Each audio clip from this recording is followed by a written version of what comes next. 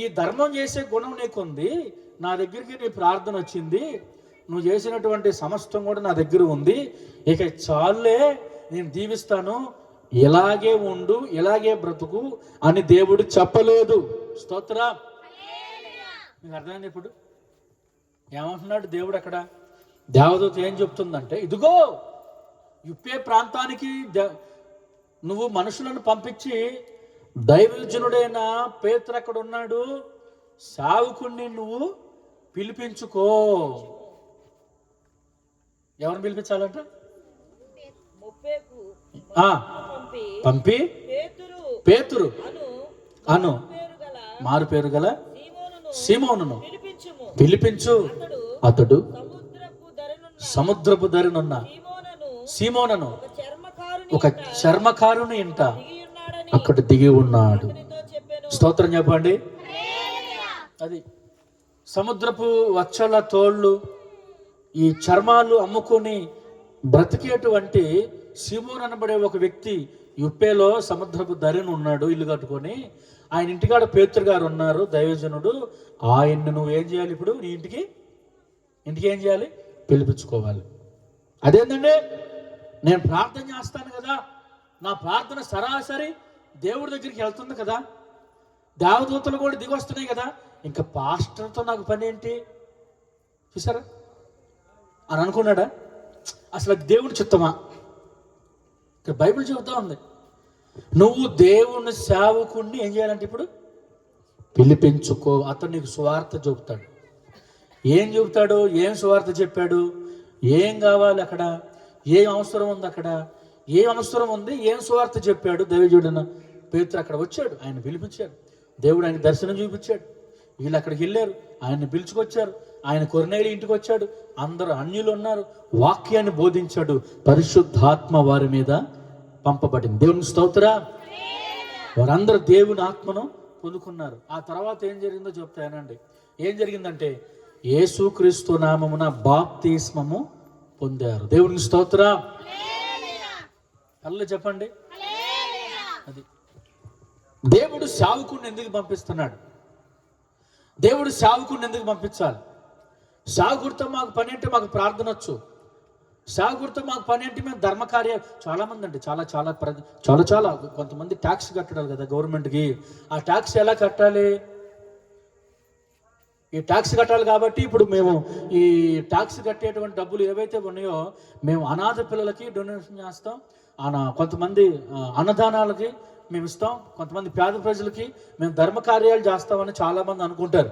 అనుకొని వాళ్ళు ఏమనుకుంటారంటే, మేము ధర్మకార్యాలు చేస్తాం, మంచి పనులు చేస్తున్నాం కాబట్టి మేము సరాసరి మోక్షానికి, దేవుని దగ్గరికి, చనిపోతే పరలోకానికి, స్వర్గానికి వెళ్ళిపోతామని అనుకుంటారు. కుదరదు. అది ఇక్కడ పాయింట్. దేవునికి స్తోత్రం చెప్పండి. సరే, ప్రార్థనలు చేస్తున్నాం, ప్రార్థనలో ఉంటున్నాం, ప్రార్థనలకు వెళ్తున్నాం, దేవుని నమ్ముకున్నాం, విశ్వాసం కలిగి ఉన్నాం, చర్చికే వెళ్తున్నాం, పాస్టర్ గారితో ప్రార్థన చేయించుకుంటున్నాం, చందాలు ఇస్తున్నాం, కానుకలు ఇస్తున్నాం, దేవుడికి దగ్గరగా అనుసంధానంగా ఉంటున్నాం, అన్ని విషయాల్లో బాగానే ఉంటున్నాం, అయినా పరలోకానికి వెళ్తానికి అవకాశం లేదు. దానికి అర్థం అది. దేవుని స్తోత్రం. హల్లెలూయా. మరి దేవుని రాజ్యానికి వెళ్ళాలంటే ఏం చేయాలి? మోక్షానికి, దేవుని రాజ్యానికి, పరలోకానికి చేరాలంటే మరి ఏం చేయాలి? కొర్నేలు ఏం చేశాడు? సావుకుని ఇంటికి పిలిపించుకున్నాడు, సువార్త చెప్పించుకున్నాడు, వాక్యం చెప్పించుకున్నాడు, కోటం పెట్టాడు. స్తోత్రం చెప్పండి. ఏం పెట్టాడు అమ్మ? ఏం పెట్టాడు? కోటం పెట్టాడు. కోటం పెట్టి ఏం చేశాడంటే, బంధువుల్ని, రక్త సంబంధికుల్ని, స్నేహితుల్ని, ఫ్రెండ్స్ని, వాళ్ళందరినీ పిలిపించుకున్నాడంట. ఏం చేశాడు? బంధువుల్ని, స్నేహితులను అందరినీ పిలిపించుకున్నాడంట. దేనికి పిలిపించుకున్నాడు? ఫంక్షన్కి కాదు. దేనికి పిలిపించుకున్నాడు చెప్పండి? కుటుంబ ప్రార్థనకు. దేవునికి స్తోత్రం. దేనికి పిలిపించుకున్నాడు చెప్పండి? కుటుంబ ప్రార్థనకి అందరిని పిలిపించుకున్నాడు. అందరూ వచ్చి కూర్చున్నారు. దైవజనుడు వాక్యం చెప్తున్నాడు, ఏ భేదము లేదు, అందరూ కూడా ఇదిగో యేసు ప్రభువారు అందరికి దేవుడు, ఆయనలో ఏ భేదము లేదు, ఆయన ఒక్కడే దేవుడు అని దైవజనుడైన పేతురు ఆ ప్రాంతంలో ఉన్న ప్రజలందరికీ వాక్యం చెప్పాడు. అనేకులు పరిశుద్ధాత్మను పొందారు, మారుమనసు పొందారు, బాప్తిస్మమును పొందారు. దేవునికి స్తోత్రం. అదేంటండి, ప్రార్థన ఉంటే సరిపోదా? ధర్మకార్యాలు ఉంటే సరిపోవా? విశ్వాసంగా ఉంటే సరిపోదా? లేకపోతే చర్చికి వెళ్తే సరిపోదా? లేకపోతే చందాలు ఇస్తే సరిపోదా? లేకపోతే మంచిగా పాటలు పాడితే సరిపోదా అంటే సరిపోదు అంటున్నాడు దేవుడు. దేవుని స్తోత్రం. మరి ఏమి చేస్తే సరిపోతుంది అంటే మారు మనసు పొంది పాపక్షమాపణ పొంది బాప్తిస్మం పొందితేనే సరి. దేవుని స్తోత్రం. హల్లెలూయా.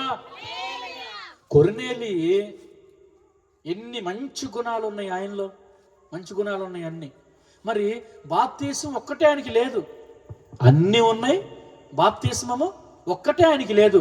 మరి దేవుడు అయ్యా అన్నీ ఉన్నాయి నీకు, బాప్తిస్మం ఒక్కటి లేదు కదా, పర్లేదులే అన్నాడా దేవుడు? చెప్పండి, పర్లేదులే అలాగే ఉండు అన్నాడా? అనలేదు. ఏం కావాలన్నాడు? బాప్తిస్మము కావాలి. సావుకుని పిలిపించుకో, నువ్వు చేయాల్సింది ఆయన నీకు చెప్తాడు. సావుకుడు వచ్చి ఏం చెప్పాడు?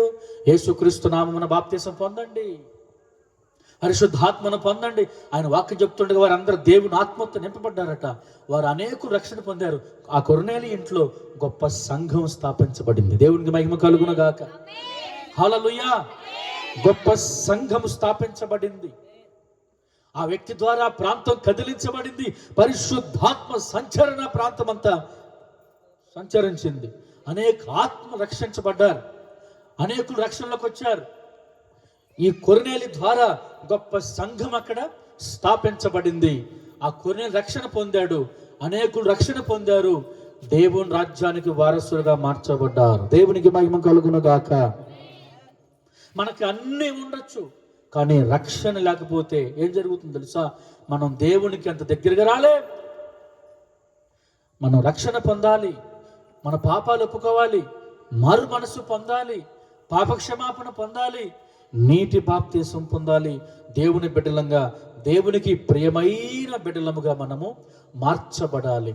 అప్పుడు మనకి దేవుడు మన పని సంపూర్ణము చేయబడుతున్నట్లు. దేవునికి స్తోత్రం. పిల్లలు గమనించండి. మరి అన్నీ ఉన్నాయి కొర్నేలికి, కానీ బాప్తిస్మం ఒక్కటే లేదు. కానీ దేవుడు అన్నాడు, మరలా సావుకుని పిలిపించుకో, ఆయన నీకు చేయాల్సింది చెప్తాడు. ఏం చెప్పాడు?